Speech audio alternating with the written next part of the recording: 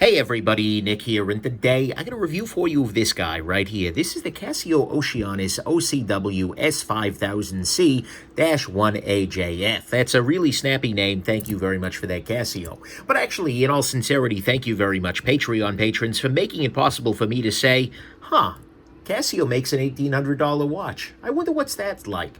And without a whole bunch of hesitation. I mean, sure, I agonized some, but they made it possible for me to discover this watch. And that is a beautiful thing. And frankly, they make it possible for the channel to be a thing. And so I appreciate that very, very much. Next thing, let's do some size measurement on this guy real quick. This is not a very large watch right here. Actually, let me pull these calipers over here. We can see here, as we'll measure this in millimeters, because I like reasonable units sometimes, this guy comes in overall about 43 millimeters wide, although, again, it wears relatively small. In terms of lug-to-lug distance, we are looking at being generous here, someplace in the 45 vicinity. It is not a very large watch in that particular way. In terms of depth, it is positively minuscule, coming in under 10 millimeters, which is pretty serious business. And just overall, it is not a very large watch. You know, even the bezel itself here comes in at 34 millimeters. This is a smallish watch. However, it doesn't wear particularly small. I'll throw it on the wrist here so you can take a look-see. But this is actually, on a wrist, it's actually quite a reasonable approach. It looks pretty damn good. Even on a relatively small wrist, it fills the wrist well, but I think it's not so tiny that it won't work for a lot of people. So that's a beautiful thing, and actually I can compare it to two other watches from my collection just for, you know, comparison here. This is the Omega Seamaster Professional 300 here. So you can see here that compared to the Seamaster, this guy feels absolutely svelte. And it is indeed absolutely svelte. And then I'll compare it to the Breitling Aerospace, which is actually in many ways a similar feeling watch. A high-end Swiss piece here. But again, absolutely and totally tiny relative to the Aerospace. Next thing, what the heck is an Oceanus? And yes, that's spelled honest, not anus. I know some people get anal about that. But anyways, Casio Oceanus is their high-end Japanese line. It is basically Casio when they're trying to show off. It's above the Edifice line, above the G-Shock line. This is where Casio does their super high-end stuff. It's Japanese domestic market only, so you're unlikely to see them in the States, but that is definitely a thing. And then finally, this particular one here, this is a limited edition. This is the 5000C rather than the S5000. This guy has a ring of crystals right here, and they're faceted sorts of crystals. So you can see as I move it around, the individual crystals appear and disappear. But it has those guys, whereas the 5000 has a tachymeter there, which allows you to time things precisely. And it's a blue circle. I haven't seen the other one in person, but I know that I like the look of this guy very much, and so I went with this version rather than the other one. This guy also has the rose gold hands, as well as this little area down here, the days chapter ring, I suppose, as well as this accent here. But aside from that, the 5000 should be identical in terms of everything functional, just a little bit different. I, of course, can't compare the finishing because these are very different watches. So anyways, let's go ahead and jump into the good, the great, the bad, and the ugly of this very, very neat little watch. On the good side, there's a bunch here. I mean, to start with, 10 atmospheres water resist. That's a good thing. Makes it so that you don't have to worry about water. Next thing, this is a solar quartz movement. I mean, you can see here it is ticking along. It is a quartz watch 100%. And that is a great thing when it comes to things like, well, accuracy, when it comes to things like durability. You also get solar charging off of this guy. Unlike a lot of watches, this guy charges just from the sun. So if the battery's a little low, you set it in the sunlight and it's fine. And in fact, it has a power saving mode that means that if you put it in the dark between the hours of 11 and 6 local time, it will automatically stop the second hand. And if you do that for a long enough period of time, it will stop the second hand entirely and just go into a hibernation thing. So as a result, you can have a power reserve of years on this guy, and that's even assuming that you're not wearing it regularly. That's a great thing. I like that very much. Next thing, this guy has very good accuracy because, well, not only is it a quartz watch, which means the inherent accuracy is high, but it is also radio controlled and Bluetooth, so it talks to the atomic time signal in a bunch of different bands. It can pick up the US band as well as bands from Japan and elsewhere in the world, but it can also pick up the time signal from your phone. It uses Bluetooth to connect to your phone. Your phone's app will send the atomic time to the thing, not the phone time, but the atomic time, and so that means that the accuracy on this guy is perfect. We can see that it is a well-done sort of quartz movement in that the hands hit every index. You can occasionally seem a little bit off due to parallax parallax, but there is a way to adjust it such that it hits every single index. That is absolutely great. It shows that they give a damn. Next thing, this has a day-date function. You can see here the date is on the side, and the day is right down here. So we can see right now at the time of filming, it is Sunday. You can see the 28th, and indeed that works just fine. It also has a world time function, so right over here we can see the time in Adelaide, Australia right now. I've got it set to. And what's interesting about this is that time zone I'm using here because it is 30 minutes off of the, it's not just hourly difference, it's a 30-minute difference. So we can see that even though it is about 2 p.m. here, in Adelaide it is, let's see here, about 7:30 a.m. over that side, because the AM-PM indicator lives down here. So that's great. You've got a world time thing. It also has a chronograph mode. It also has a 24-hour dial up here that shows me that this is a PM time, although the sunlight coming out that window probably helps with that. But nevertheless, there were a lot of really nice things going on with this guy. And there's also this little area right here which serves as a power reserve whenever you change the mode. So you can see whether you need to stick it in the window or something like that, although it should charge pretty reliably on the wrist. So that's a beautiful thing. Next thing, like I mentioned, it has radio control as well as Bluetooth to adjust the timing, which means this will always be accurate to within the degree that any sane human might want. Even if it is not inherently a high accuracy movement, as this Breitling is, it is still going to be accurate because it's getting updated. Something like this guy updates about 30 times a day with the Bluetooth signal. So there is no sense that you will be more than a second drifted off at any given moment. Does that actually matter in functional life? No, not at all. Is it cool? Yes, it is. But the Bluetooth actually goes above and beyond that. You don't need to pair it to your phone for Bluetooth. If your phone doesn't do Bluetooth, you don't do the app, whatever, you can use the Oceanus Connect app. I use it on iOS and it works great. But if you do choose to use that, which again, you don't have to. You could live with this watch very happily without doing that. You can also do things like showing the charge level on the watch. You can adjust the time zone setting from there. I could go into the phone app right now and set this to be a different time. I could set my world time to be Glasgow or something like that. Just enter in the city and then it'll send it to the watch so that the watch will adjust so world time is there. And so you can do that without even, worrying about little tiny dials. That's a beautiful thing. You can also use this guy to page the phone. I'm not going to do that because I'm recording on the phone. But if you hold down this little button for like 8 seconds, it will, I think it's 10 seconds actually, it will actually make the phone make a noise, which can be occasionally handy if you're like me and can occasionally leave your phone on a surface that you don't necessarily anticipate having left your phone on. That's a great thing. The other thing that the Bluetooth brings you is future-proofing. There have been several occasions where here in the U.S., politicians have decided, maybe we should cut off the time signal, rather than all the other stupid things they spend money on. But nevertheless, in case that happens, this will still be an atomically controlled watch, just via a different medium. And that's a beautiful thing. So that's good.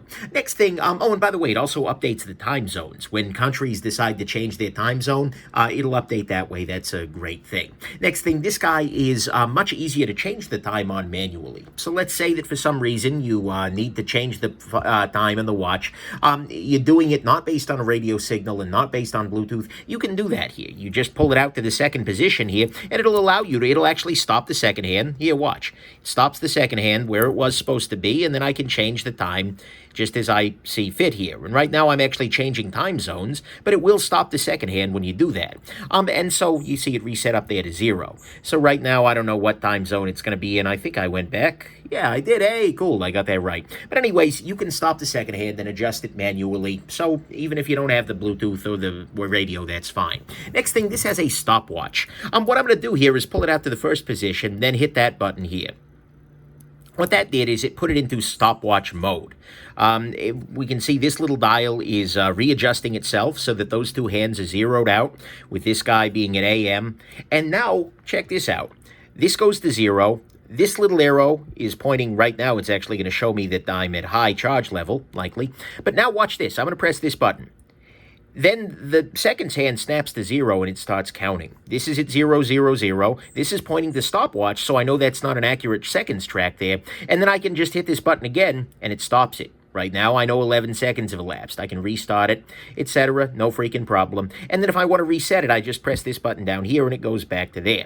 And I can keep running that stopwatch for up to 24 hours and it'll accurately time that because you can see it not only does seconds in the main ring here, but it also does minutes and hours over here, and then it does the 12-hour thing down this neck of the woods. It is a good chronograph function. It works quite well. And it displays it well, and I appreciate that. But the fact is you still have date, you still have day. And even when I'm in stopwatch mode, which I still am, after a little while, it will tick back the regular seconds there, and it will also go back to the date here. And if I hit stopwatch, it resets the seconds, and this goes to stopwatch mode. It's just smart. The way that they've done that, allowing the stopwatch and the regular timekeeping function to coexist, is a beautiful thing. I'm resetting it back to world time mode because, hey, why not, right? So there you go. The world time mode is actually quite reasonable, too. What you've got here is, right now, there's a home time and an away time. Basically, you can see here, it's going back to Sunday. You can see that right now, my home time is set to 2 o'clock, 2:04 or so. My away time is set to Adelaide time. Let's say that I got on a plane to Adelaide. And for me, at least personally, the moment that I get onto a plane, I definitely want to, I want to make that swap, right? So what I would do is I would just hold down this button for a little while. Now watch what's happening. In just a second here, it's going to swap between my hands. Actually, I need to hold it for a little... Wait, is it both? No, it's you hold this guy, and it swaps between the two of them. You can also do this from the phone. There we go. So right now, what it's actually going to do, automatically, is it's going to switch the main hands to Adelaide time. It'll switch this guy to San Diego time. This way, if I get on the plane, I know what time it is at home, and I know what time it is abroad, and the local time follows me, and the date will follow the local time. So you're actually going to see that it's going to change to tomorrow. So it'll become Monday, and it will become the 29th as it's doing this process here. So it takes a little bit to do, but the thing is, it's super intuitive because it means that I know what time I'm keeping track of away, I know what time I'm keeping track of at home, and the question is just when do you want to swap those? So it's a single gesture to pop that around. That's a beautiful thing, right? And it also gives you the cities on the bezel here in case you want to adjust the world time without using the phone app. So I can look down at this guy, and I can see right here, for instance, in the U.S., NYC, Chicago, Denver, LAX. Oh, what a freaking airport. Anyways, I digress. So you can definitely do that manually if you'd like as well. Next thing, this guy does have reasonable loom. It is right up next to a window here, so hopefully I'll just be able to show the loom off itself. But you can see here that there is loom on all of the indices here, as well as the hour and the minute hands. So this is fully loomed at every step of the way. So right now you can see it's back to San Diego time on these hands, it's at Adelaide time on these hands, and now it's kind of looping its way back to Monday, eventually. Oh, yeah, because it's still doing the date wheel over here. Okay, anyways, I digress. It takes it a second. But the loom on this guy is quite reasonable. And actually, one other thing that's quite reasonable is the size of this guy. Like I said, this is not a very large watch. Although it is relatively large in terms of its overall width, this wears beautifully on even smaller wrists. In fact, it might be a little smaller for people with really, really big wrists. I like that very much. But the other thing to remember is the weight on this guy is freaking minuscule. Here is the scale here. We can see that this guy comes in at 2.55 ounces, or for the metric team, no, not troy ounces, 72 grams. That is freaking tiny. That is really, really, really lightweight. We can compare that, for instance, to the Omega Seamaster, which is a steel watch. This guy comes in at 6.04 ounces for the exact same wrist. Yeah, that's a lot lighter. This is just really amazing. You hand this to people, and they don't expect titanium, and they don't expect this kind of thinness. Like, I handed this to people, they're just like, whoa, that's light. And it's amazing. You don't feel it on your wrist at all, and that's great.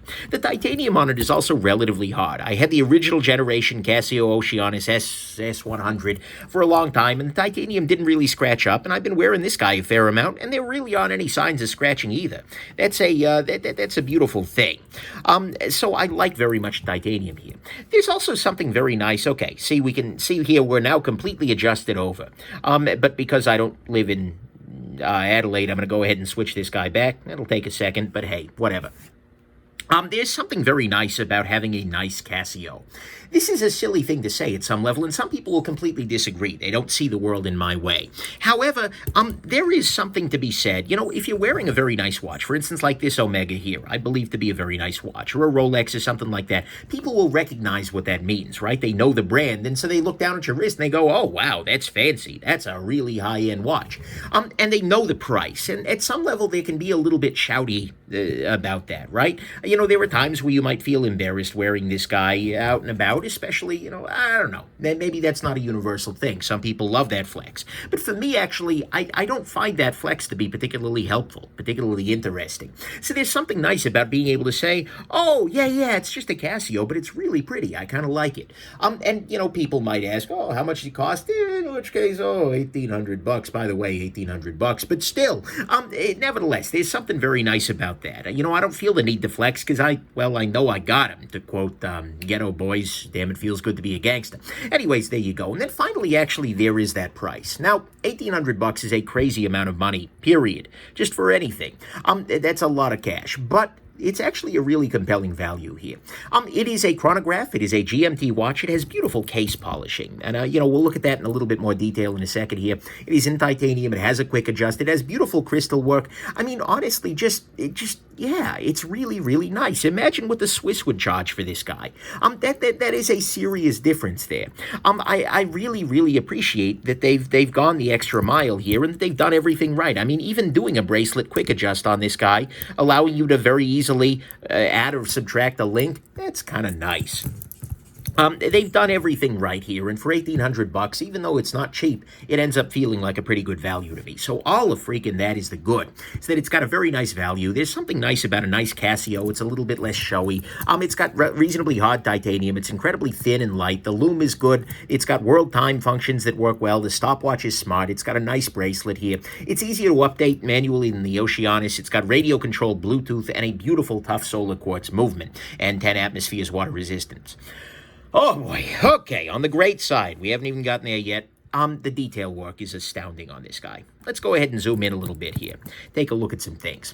To start with, the crystal. There is a crystal here, but at many angles you can't actually really see it. Right now it's a little dirtier than some, but it's got little bits of...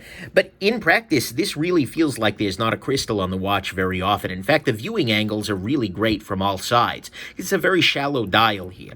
So this really has a very, very nice crystal. It's got beautiful anti-reflective coating, and if I compare it to a watch right next to it that doesn't have good AR coating, you can see here there's a very, very big difference in terms of legibility relative to these two watches. So there is a nice thing there.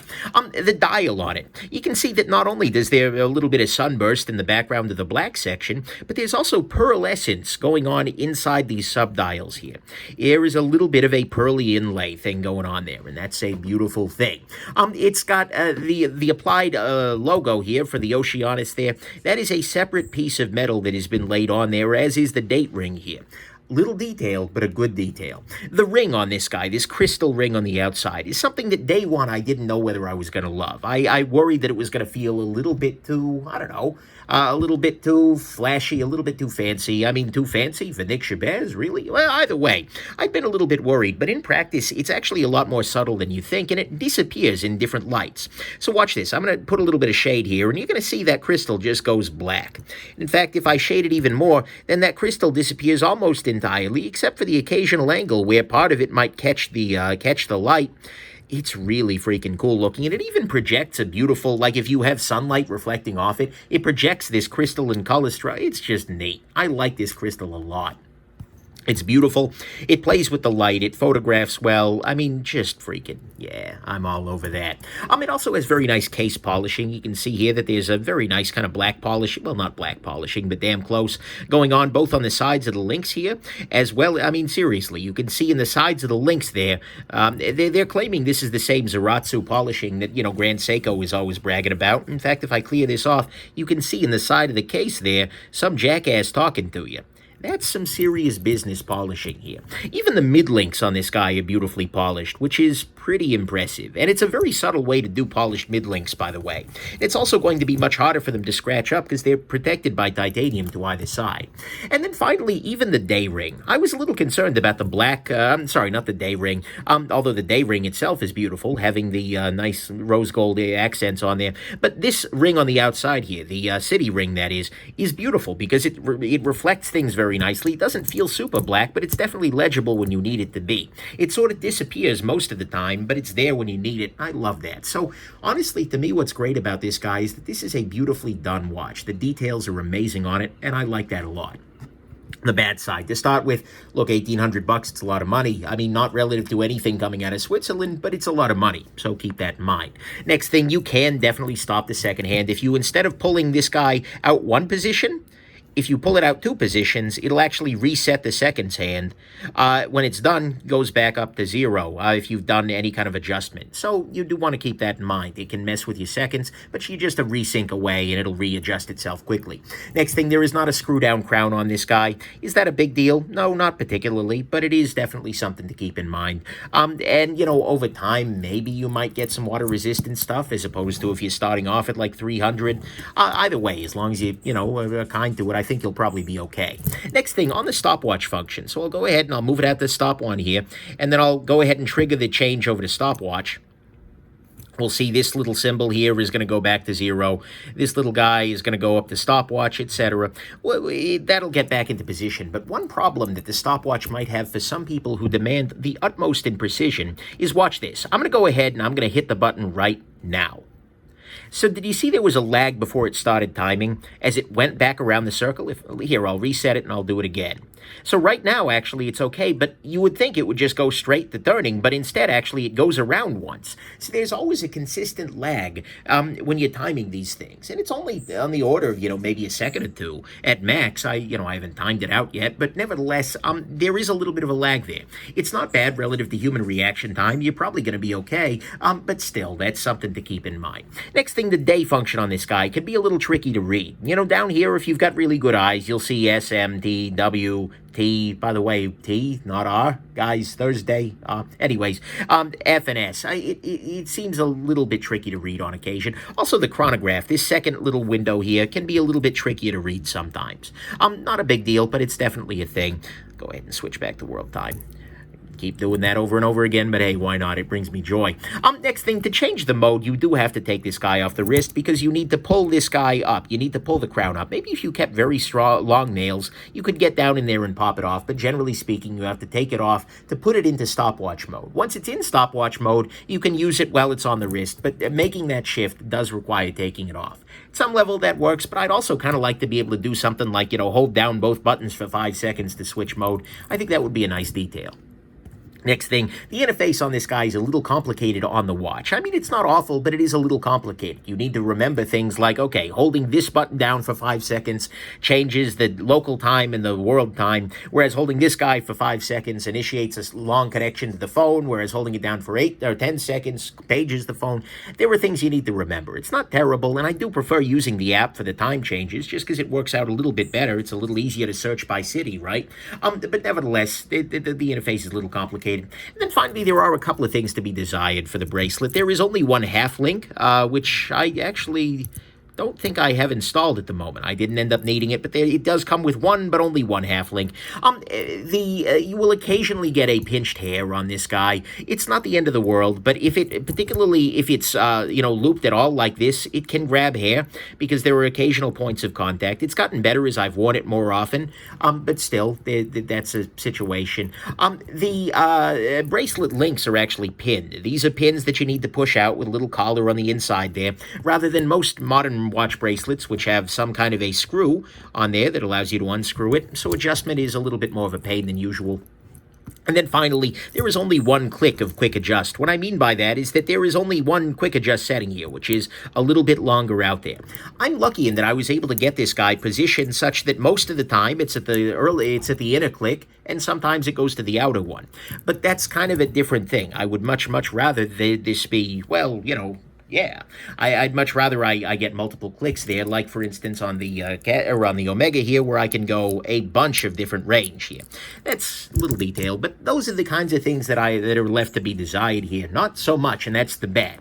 The bracelet has a few things left to be desired. The interface is a little complicated. Mode changing does require you to remove it from the wrist. The day function can be tricky to read. There is some stopwatch lag. There is no screw down crown. Pulling to the second position can stop the second hand. And it's $1,800, which remains a lot of money. There are a couple of little ugly issues here. The ugly issues, unfortunately, let's take a look at the hour and the minute hand here. I'm going to charge these off camera with a pretty bright little flashlight here. And then we're going to take a close look. What you can see here, or at least what you're going to be able to see very quickly, is that the lume is going to fade out in parts. There you go. Right in the middle of the hour hand, there's a little area where the lume isn't applied as thickly. And similarly on the indices here, the lume isn't all that thick. This is not really kind of Bazam lume. In fact, this is weaker than either of the other two Oceanuses I've had. It's solid. It works. I can read it all night long. It's not bad, but I'd really like the lume to be great at $1,800. And the thinness of application in the middle of the hour hand there really doesn't thrill me. I wish they were doing better than that. This is your flagship. Come on, guys. Really do it up big. The other things that are a little bit ugly is that this is a freaking JDM model. What I mean by that is Japanese domestic market. If you want to buy this in the U.S., you either have to order it from an online reseller sort of thing. There are places like Seiya Japan that do that. I think Sakura. I've used Seiya. I've never used any of the other ones. Or you can do it on eBay from a trusted seller there. But it's going to be difficult to get one of these guys. You can't go to a Casio dealer in the States and order one of these. And that's frustrating. And it also could be frustrating when it comes time for warranty work. Or at the very least servicing. So I really wish that they just made these available worldwide and just sold most of them in Japan. I think that would be the best solution. I contact my Casio dealer locally, they order it in, and then I can send it back through them. That would be a nice thing. Then finally, this is a limited edition. The one with the crystals here, this is limited. It's not numbered or anything like that I've been able to notice, but it is the case that the 5000C with this crystal bezel is not being made in so many quantity. I want to say it's like 500 or 1,000. I hate limited editions. I think they should just go away. If it's something is beautiful, just make it until people stop buying it, and we will have no problems. But guys, stop with the limited editions. So to me, those are the ugly things. That it's a limited edition, at least with the crystals here, although the uncrystalled one is a general production. It is Japanese domestic market, and the lume isn't applied so strongly. I'd like them to do a little better than that. Final conclusions. Oh my God, 26 minutes in. This is a gem. In case you haven't noticed, with a 20 minutes worth of good on this guy, I love this freaking watch. It is literally and figuratively a gem. It is an amazing watch. It is packed full of features. It is a smart watch, but with it out being too smart, still having amazing battery life and whatnot, in the order of months, and charging from the sun. It's solar, it's quartz, and I do believe quartz is generally the best choice for everyday carry for most people for watches, and it is absolutely beautiful, with a finishing to price point value that really should leave Switzerland generally embarrassed. I mean, seriously, $1,800 finished like this makes a lot of really ugly, a lot of stuff elsewhere seem super overpriced. Sure, it's expensive. It's a little bit complicated. It's got some minor frustrations in some of the functions. The bracelet is not quite perfect. The lume was a little bit iffy, and it is Japanese domestic market only because Casio freaking hates us. But still, even with those things, I love this freaking watch.